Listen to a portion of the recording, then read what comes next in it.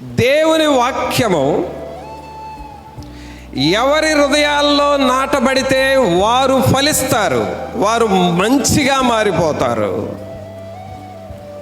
వారి సాక్ష్యం బాగుంటుంది, వారి ప్రవర్తన బాగుంటుంది, వారి పనులు బాగుంటాయి.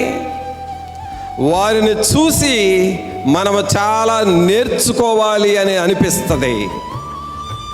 ఎందుకంటే వాక్యం అనే విత్తనము వారిలో నాటబడింది. ఈ వాక్యము నీలో ఫలిస్తే నీ కుటుంబం మంచిగా మారిపోతుంది,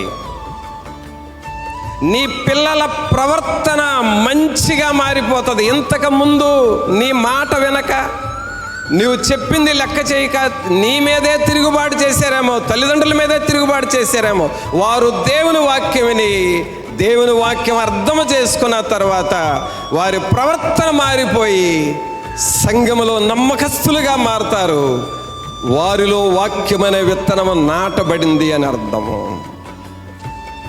పరిశుద్ధాత్మ దేవుడు ఏమంటున్నాడంటే, అంతకుముందు నువ్వు ఎలాగున్నావో అది ముఖ్యం కాదు, వాక్యము విన్న తర్వాత, దేవుని సన్నిధికి వచ్చిన తర్వాత నీవు ఎలాగ మారావు అది ముఖ్యం. వాక్యమనే విత్తనము మన హృదయాలలో నిలిచి ఫలించాలి.